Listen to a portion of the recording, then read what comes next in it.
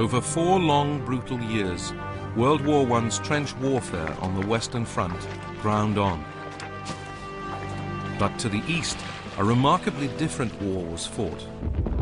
A war of movement, of dramatic gains and losses, of huge armies on the march, of terrain which required everything from camels to skis. In this war, one great empire, Austria-Hungary, was destroyed. A second, Russia, was captured by revolution, its royal family murdered. The war on the Eastern Front would reshape the map of Europe forever. Now it can be seen as it really happened, in color.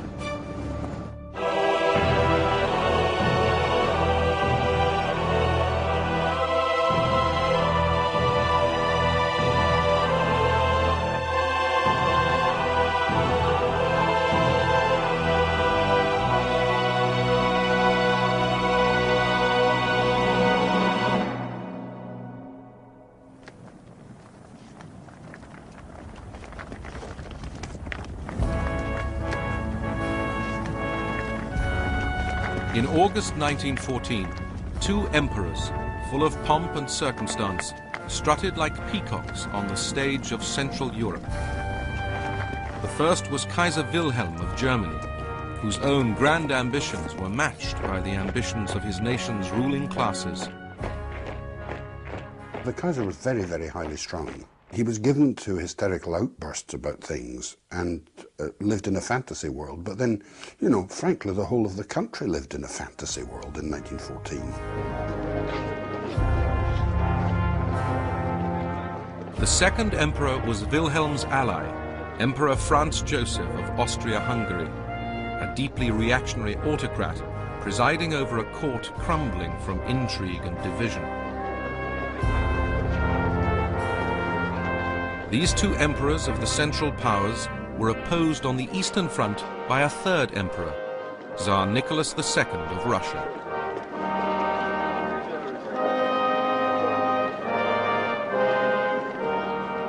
The Tsar was a man who was very, very conscious of his own limitations, and his own limitations were considerable. And he was not somebody like the Kaiser who would get hysterical at all. He was much happier living the life of some kind of country gentleman. He certainly wasn't a warmonger at all. The immediate spark which had set these 3 empires, Germany, Austria-Hungary and Russia, on the road to war was the assassination of Archduke Franz Ferdinand of Austria by alleged Serbian nationalists. When war broke out in August 1914, the Eastern Front campaign moved swiftly. Austrian troops invaded Serbia. Russia, Serbia's ally, invaded both Germany and Austria. The Austrians quickly retreated before the Russians, losing key fortress towns. For the ordinary Austrian soldier, it was demoralizing. The march seemed endless, and we became too tired for anything except swearing. Some cursed the cow that produced the calf, that bore the hide, that formed the leather of which their picks were made. Others swore that if they had only known what was in store for them, wild horses would not have pulled them away from home. While the Russian army smashed the Austrians, it came badly unstuck against the Germans. In late August, at the Battle of Tannenberg, 50,000 Russians were killed or wounded, 100,000 taken prisoner. One British observer noted, "The sight of thousands of Russians driven into 2 huge lakes and swamps to drown was ghastly, and the shrieks and cries of dying men and horses will not be forgotten." The German victory made the reputation of its 2 architects, Generals Paul von Hindenburg and Erich von Ludendorff, who became idolized as the nation's saviors. Every single day of the war, Hindenburg was having his portrait painted. What he was a great avuncular, dignified old boy who stood for certain solid German virtues, and he had them too. Now, Ludendorff was obviously a very good technician, but the trouble with Ludendorff was that he got affected by megalomania. The early battles on the Eastern Front persuaded Hindenburg and Ludendorff that the Russian army would be easy meat. Ludendorff began to dream of a great German empire to the east. But British observers had noted the strength of the Russian fighting spirit. Individually, the Russian soldier is the finest soldier in the world.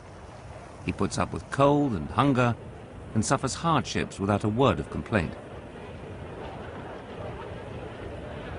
But in taking on both Germany and Austria, the Tsar was asking much of his soldiers. To fight on two major fronts was going to test the Russian army in the extreme, not least because of the logistical problems of getting materiel, soldiers, equipment, horses, food and fodder to the front. In late September 1914, the Germans, brimming with confidence that the Russian army would roll over, invaded Poland, which was part of Russia's empire.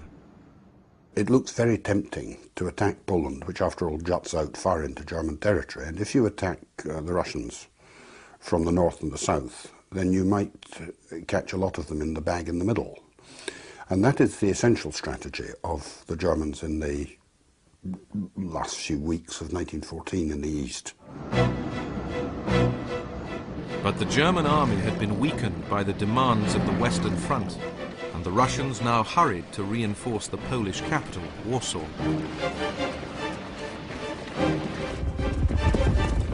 Hindenburg and Ludendorff ordered their troops to race to the river Vistula, which they needed to cross to get to the Polish capital. The strain to which our troops were subjected during the advance was enormous. The roads were mere mud and the weather was bad. In spite of this, very long marches of 30 kilometers and more had to be accomplished if the enemy was to be caught. The Germans crossed the Vistula on the 9th of October and closed in on Warsaw.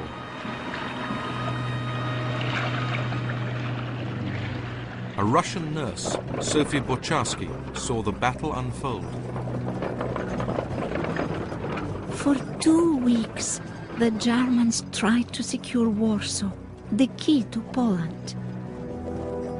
They battered us pitilessly. Our wounded Russian soldiers came to us in their thousands to be treated. But some had bright eyes.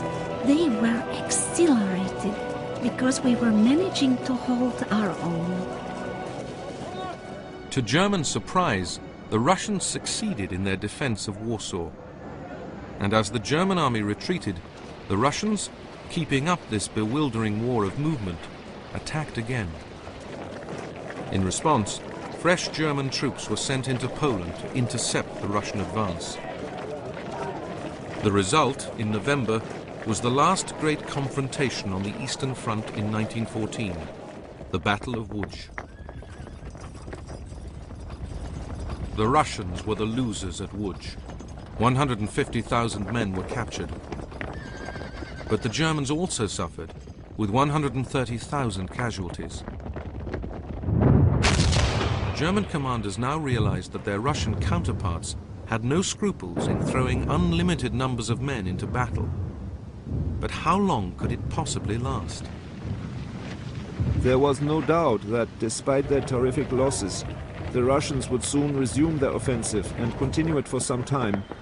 They had plenty of men, but used them recklessly, and such tactics promised no success, even against our thin lines. By the end of 1914, a staggering 1.8 million Russians had been killed, wounded, or taken prisoner.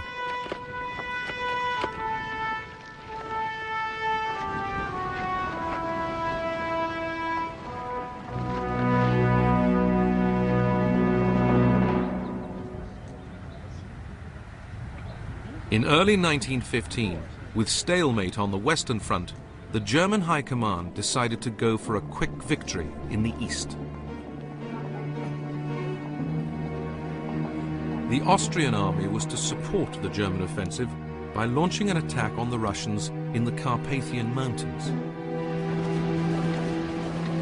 It became a terrible grind for the Austrian soldiers as they got bogged down in the cold and the deep snow. The fighting in the Carpathians, thanks to the difficulties of the ground and the severity of the season, demanded the greatest effort and suffering of which our army was ever capable. Those who have not taken part in it can have no idea of what a human being is capable.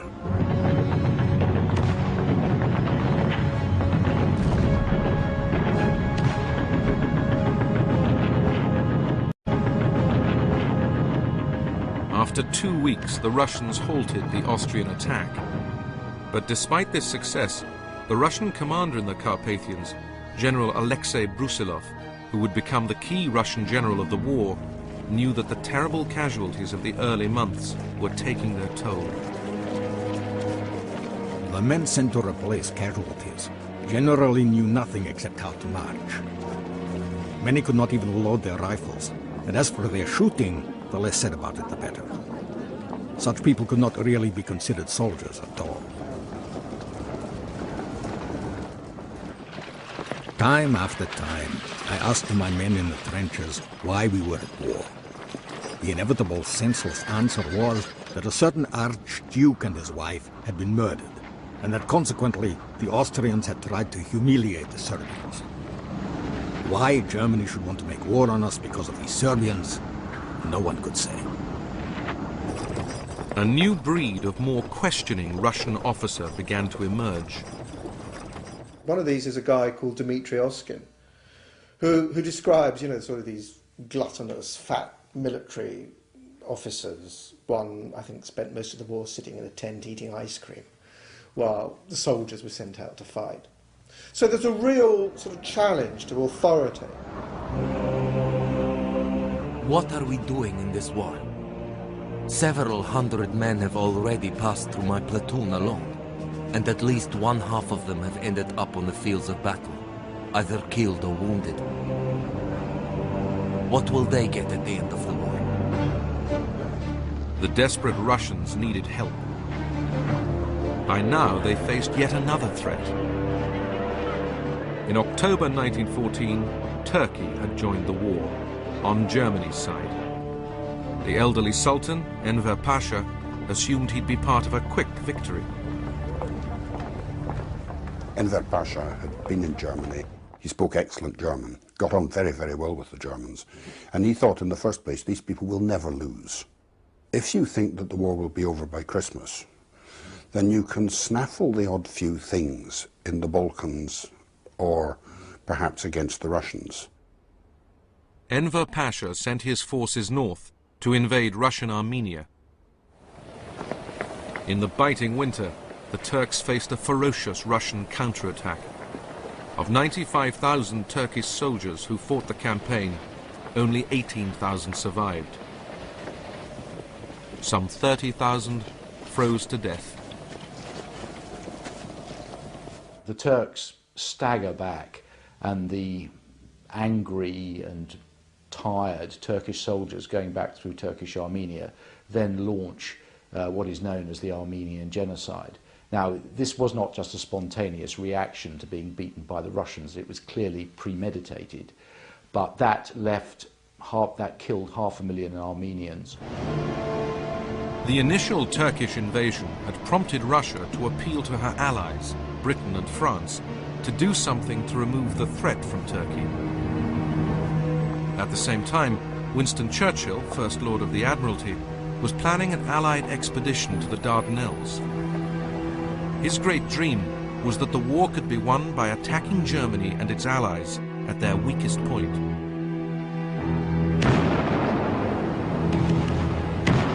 On the 25th of April 1915, after a hazardous naval operation, British, French, Australian and New Zealand soldiers landed on the beaches of Gallipoli. the campaign on land degenerated into a bloody stalemate. The people said, oh, if only we'd got another brigade, we could get forward, and only we could get another division. But every time another brigade or division was sent, they were stopped. Because the Turks just brought up another division, another division, another division, another division.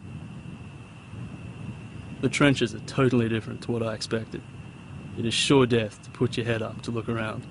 Even the periscope mirrors, measuring 3 inches square at most, are picked off one after the other. When the Turks charge, they usually cry, Allah, Allah, and our boys reply, come on you bastards, we'll give you Allah. And from the frequent use of this word, poor old Turk wants to know if bastard is one of our gods. Between the trenches are any amount of dead and decomposing bodies of our own men and Turks lying on the heather. The smell is awful. A great brass sun beats relentlessly down from a clear sky, and we soon learn what the term thirst really means. Lips crack and heads go dizzy in the stifling heat. Infantrymen come begging for water, but our bottles are empty.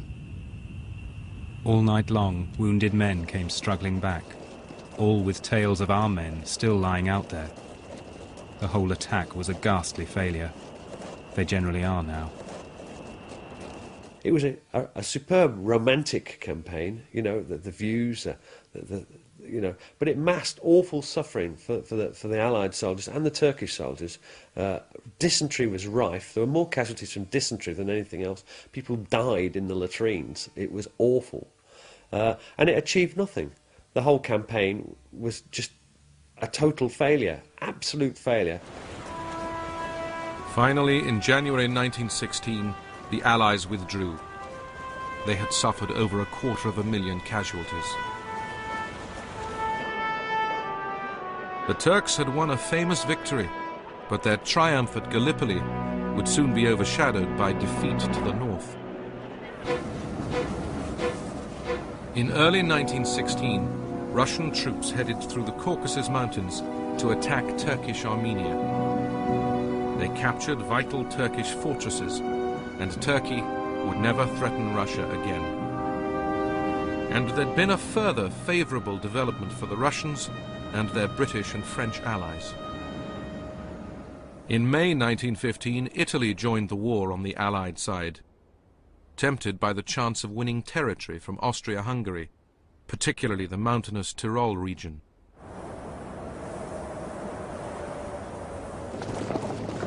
Italian soldiers headed north. Austria diverted troops from the Russian front to reinforce the Tyrol.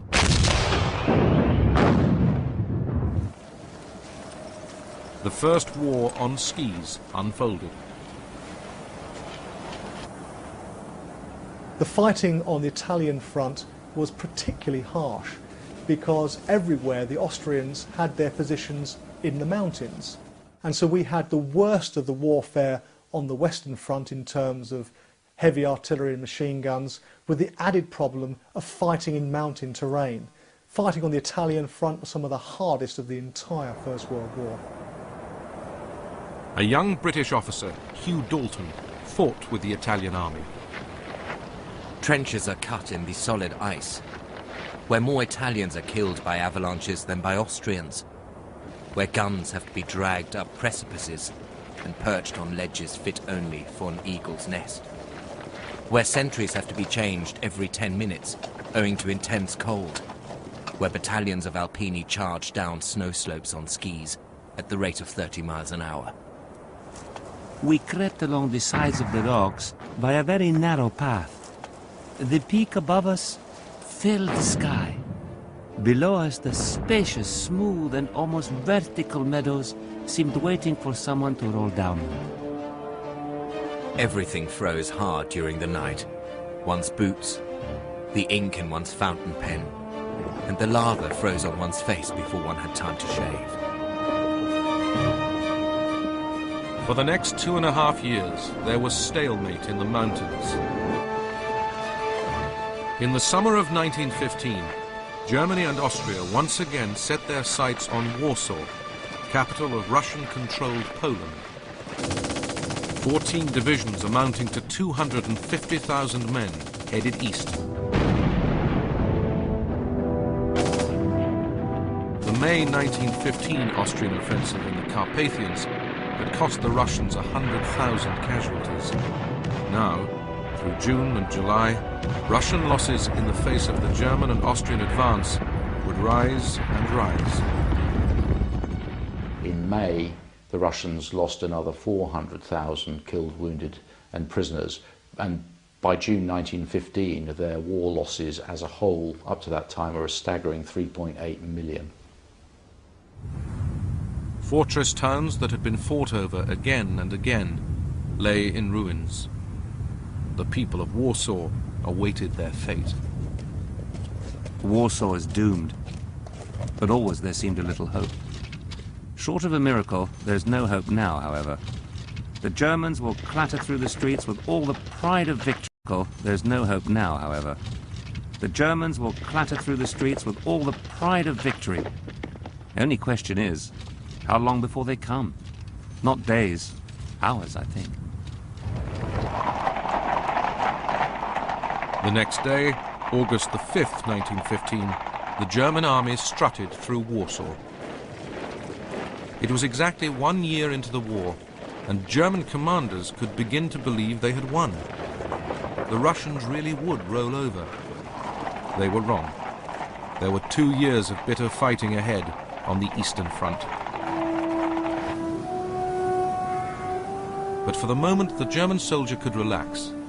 He was confident and victorious. His Russian opponent seemed defeated and demoralized. British observers felt it was a decisive moment for the Russian army. For nearly 3 more weeks, we continued to retreat. Each day was alike. Tired men shuffling east. Hungry, homeless peasants praying for food. Wounded men in their thousands. We were all utterly exhausted. We were weary for a rest. We wondered when the great trek east would stop.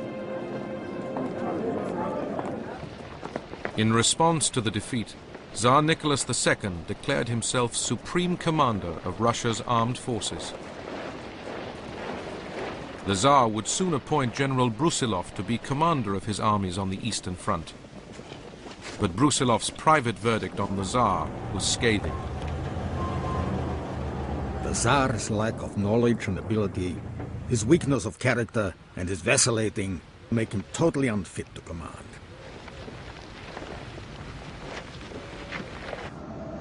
The men were saying with perfect truth, we are being sacrificed for nothing, for we cannot hope to beat them. A complete moral collapse is obviously not far away. Yet Russian soldiers proved to be extraordinarily resilient. In early 1916, the British and French planned their combined offensive for the coming summer on the Western Front. The Russians were to play a vital part in the plan by attacking Germany and Austria in the east to weaken their reserves. General Brusilov would lead the summer offensive.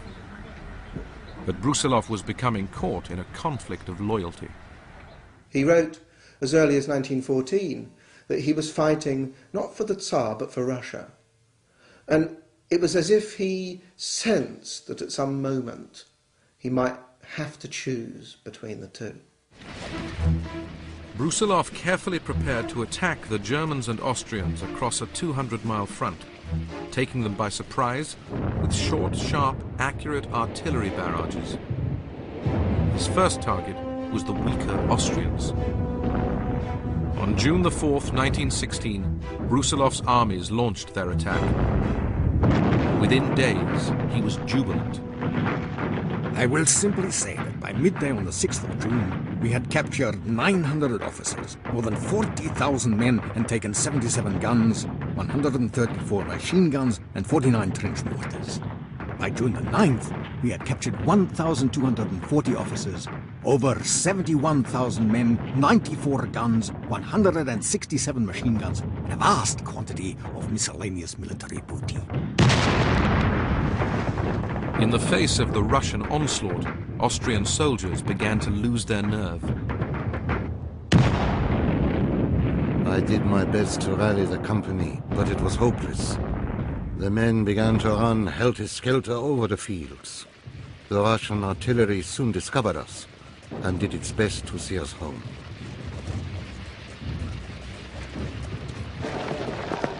Along the drenched roads and fields came numberless batches of blue Austrian uniformed prisoners, usually escorted by only one brown Russian.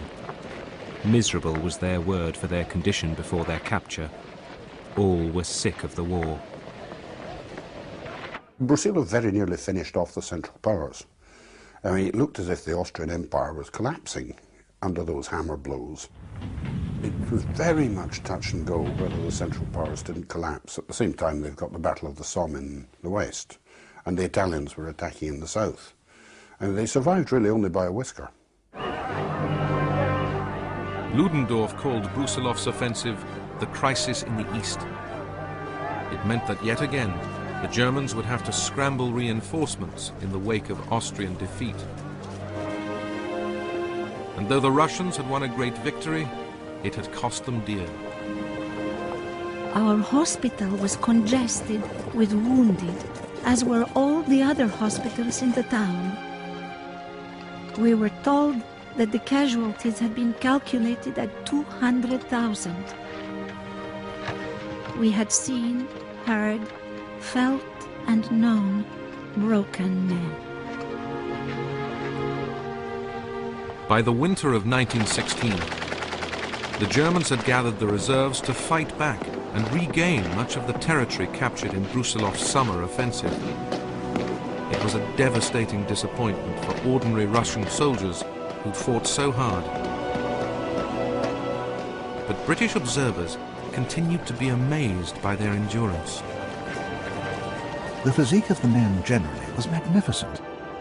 They could march and fight too on rations so scanty and coarse that I doubt any other European soldiers would tolerate.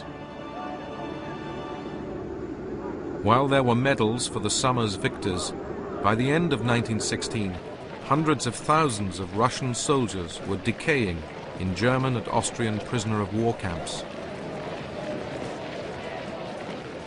For those who remained at the front, it was no longer a story of victory, but of retreat. Brusilov himself began to feel deep disillusion, not with his men, but with the powers above. I would merely say that my armies, which in 1916 had accomplished miracles of bravery and wholehearted devotion to Russia and to their duty, saw all their feats of arms brought to nothing by what they considered a lack of intelligence and decision on the part of the Supreme Command. Some politicians began to share Brusilov's views. The High Command disregarded losses in men, and it does not take enough care of the soldiers.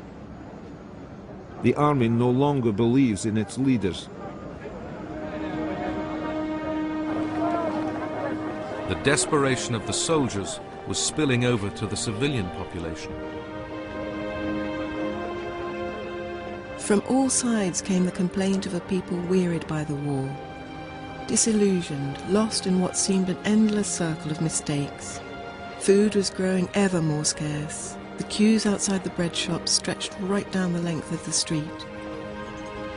It was said in all directions that the merchants and shopkeepers were building up huge profits at the expense of the people.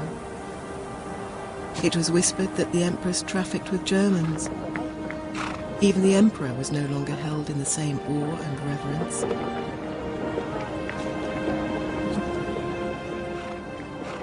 Russia, this great Russia that could feed the world, was short of food, and very short of other commodities too. There was a scarcity of everything in Russia: food and clothes and boots and petrol and paraffin. We will soon have a famine. I advise you to buy 10 pounds of bread and hide it. In the suburbs of Petrograd, you can see well-dressed women begging on the streets. It is very cold. People have nothing to burn in their stoves. Oh, to hell with it all. How hard has it become to live? Discontent was brewing all over Russia. Strikes became commonplace, people from all sections of society questioned the need for war. By autumn 1916, the bored and restless sailors of the Russian Navy had mutinied twice, in the Baltic and Black Sea fleets. The Tsar and his family were isolated. In every rank of society, it was freely said that the nation and the army were sold by the Empress's minions, and that she aimed at obtaining a regency to replace an emperor whose weaknesses, garrulousness and drunkenness had become a byword. Gossip was rife. It was rumored that the Empress was meddling in affairs of state, under the spell of her secret lover, the sinister guru, Rasputin. Everywhere the slander spread and ripened. There was nothing bad or vile enough that was not insinuated. The dark powers behind the throne, German influence at court, the suspicion of a separate treacherous peace, the power of Rasputin, infamous stories about the Empress. In late 1916, they tried to project a positive image of the Empress by showing her working as a nurse in the Winter Palace. But what they didn't realise is that the image of the nurse had changed, and because a whole supply of nurses' uniforms had fallen into the hands of Petrograd's prostitutes, they didn't realise that the pictures they were putting out of the nurse, of the Empress dressed up as a nurse, would have precisely the opposite effect to the one they intended. So here she was, dressed as a nurse, only reinforcing all those rumours about her sexual games with Rasputin. The Tsar responded to the revolutionary threat with more repression. Some of his advisors even began secret negotiations with Germany to end the war, hoping this would preserve the Tsar's position with his people. In February 1917, the Tsar's troops were ordered to shoot at demonstrators in Petrograd. Some, like Fedor Lind, refused. The Cossacks were firing on defenseless and unarmed crowds. The Cossacks were firing on defenseless and unarmed crowds, striking people with their whips, crushing the fallen with their horses. I jumped to the table and cried out wildly, "Friends, long live the revolution!" As the tensions grew, senior military commanders appealed to the Tsar to step down. Your Imperial Majesty, I am well aware of your profound love for our country. I am sure that to save it, as well as the dynasty, you will consent to the sacrifice the war demands from you. The Tsar tried to return from the front by train to Petrograd. He was diverted by revolutionaries. He knew the time had come. The abdication of the Tsar took place on the 15th of March. We changed from soldiers of the Tsar to soldiers of the Republic quite automatically. No one said a dissenting word. And the soldiers, they accepted the change, just as they would have obeyed an order to stand to attention. A provisional government took over. Soldiers and civilians celebrated. There sounded a short booming peal of the cathedral bell, then another and a third. The pealing grew faster, and soon the bells of all the outlying churches began to ring. The streets filled with people. The doors of many houses stood open. Strangers, weeping, openly embraced each other. Alexander Kerensky, who would later and briefly become Prime Minister, was appointed Minister of War. He made General Brusilov Commander-in-Chief of the Russian army. Together, they hoped to restore national confidence with a new military offensive against their weaker enemy, the Austrians. The attack was launched on the 1st of July 1917, but it was soon clear the troops no longer wanted to fight. After just a week, the generals realized that mutiny was in the offing. When I asked them what they wanted now, they said they did not want to fight anymore, and pleaded to be allowed to go home. in order to share out the land their fellow villagers had taken from the landowners and live in freedom. And when I asked them, what will happen to Mother Russia? They replied it was not their job to think about what would become of the state.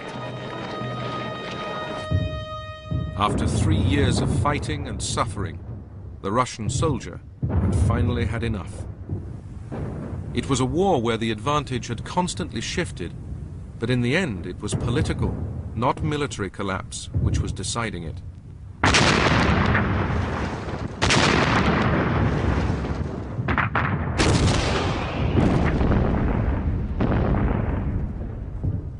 In September 1917, in what would be their final attack, the Germans captured Riga, Russia's second largest Baltic port. They could now afford to sit back and wait while Russia tore itself apart. Vladimir Ilyich Ulyanov, better known as Lenin, was waiting for his moment to pounce. One wrong move on our part could wreck everything. Events should not be anticipated. Time is on our side.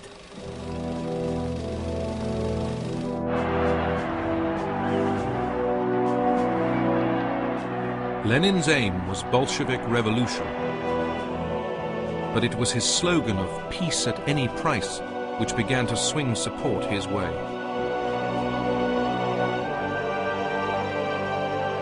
By late 1917, a second provisional government was trying to bring order to Russia. But as Lenin incited his revolution, onlookers could see the country was hurtling into chaos. This is no longer a capital. It is a cesspit. No one works. The streets are filthy. There are piles of stinking rubbish in the courtyards. It hurts me to say how bad things have become. There is a growing idleness and cowardice in the people, all those base criminal instincts which I have fought all my life and which it seems are now destroying Russia. The socialists have sown the wind. Russia is reaping the whirlwind. The economic situation in Russia is such that the words "on the brink of ruin" have become commonplace. Foreign revolutionaries like the American John Reed could see the day coming. On the one side, there was the monarchist press, inciting to bloody repression. On the other, Lenin's great voice roaring, "Insurrection! We cannot wait any longer!" Daily, the government seemed to become more helpless. Armed workers patrolled the streets at night, doing battle with marauders and requisitioning arms wherever they found them. By November 1917, the revolution, later glorified in Russian films, was imminent.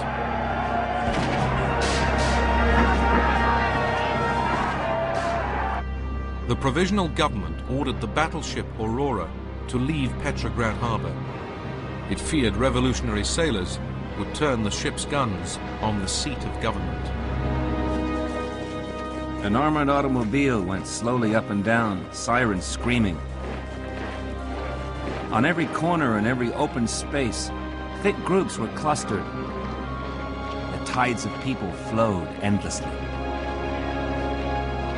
On the 7th of November, prompted by the Aurora's guns, the revolutionaries stormed the Winter Palace.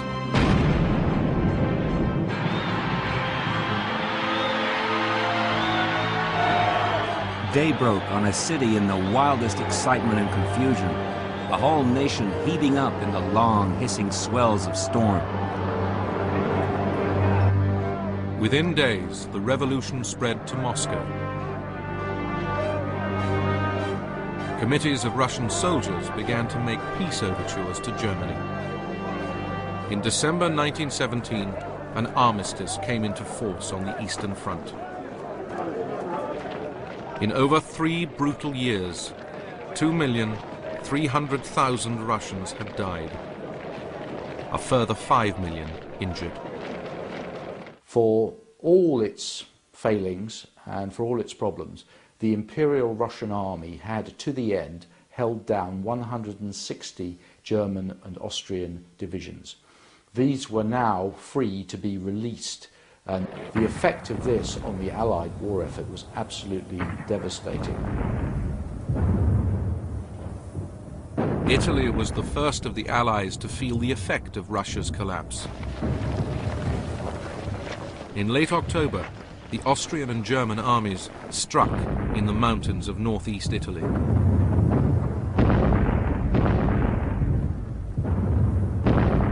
Rumours and denials of rumours came in from the north. On the 27th, the rumours became hard. The German advance to the north was said to be considerable and rapid. The Italian attempt to capture Austrian territory had turned sour. 275,000 Italian soldiers had been captured by the Germans and Austrians. Many who remained to fight couldn't see the point. Our men marched doggedly on, some beaten and puzzled, others tired but cheerful, others with expressionless, uncomprehending faces. But in the faces of a few I read a consciousness of the tremendous tragedy of which we formed a tiny part.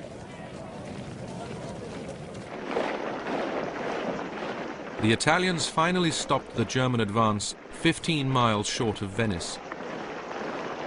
British and French troops had to be sent in to support. By the end of 1917, the outlook for the Allies was bleak everywhere. The German commander, General Ludendorff, was by contrast more confident than ever before.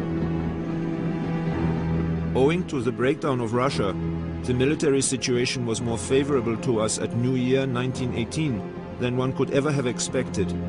Numerically, we had never been so strong in comparison with our enemies. There seemed just one hope for the Allies: America. On April the 6th, 1917, the United States President Woodrow Wilson had declared war on Germany. The British welcomed their new allies as saviors.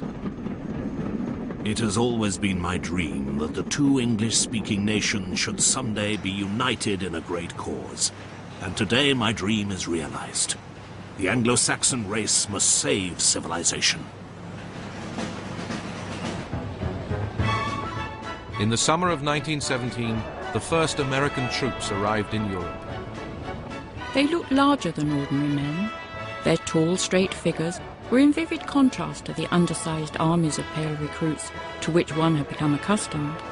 They seemed, as it were, Tommies in heaven. Had yet another regiment been conjured out of our depleted dominions, I wondered? Then I heard an excited exclamation. Look, look, here are the Americans.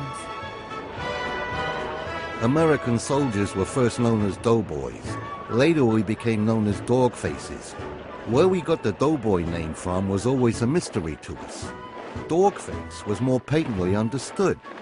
It was said we were so called because we wore dog tags, slept in pup tents, growled at everything we ate, and tried to seduce every female that we saw. For many of these first Americans, the early training on the Western Front was a culture shock. One listed his pet hates. Our officers had the list because they never do us any good.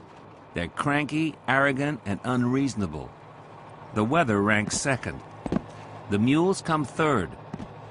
Our leaky clothes come fourth. Our feet are wet all the time. The lice come fifth. The canned potato meat hash comes sixth. Homesickness comes seventh. Most of us have never been away from home before, and we're so hungry for a little womanly affection that it's awful. The Germans come last, because if it wasn't for them, then we could go home.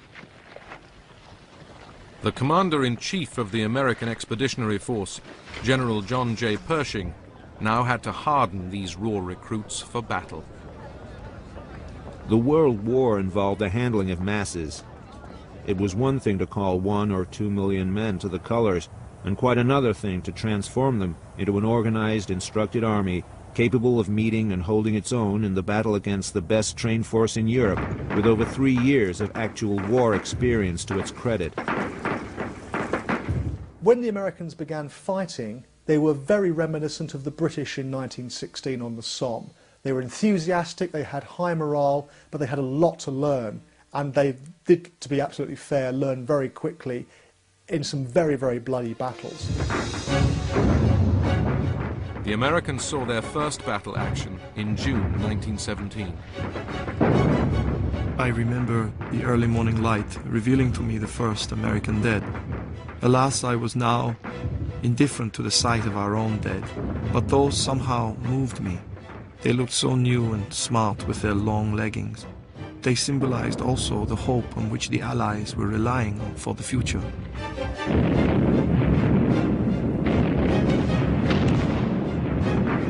Germany's commanders also realized that in the long term, the Americans could make the difference. The tremendous superabundance of pent-up, untrapped nervous energy which the American troops brought into the fray more than balanced the weakness of their allies, who were utterly exhausted.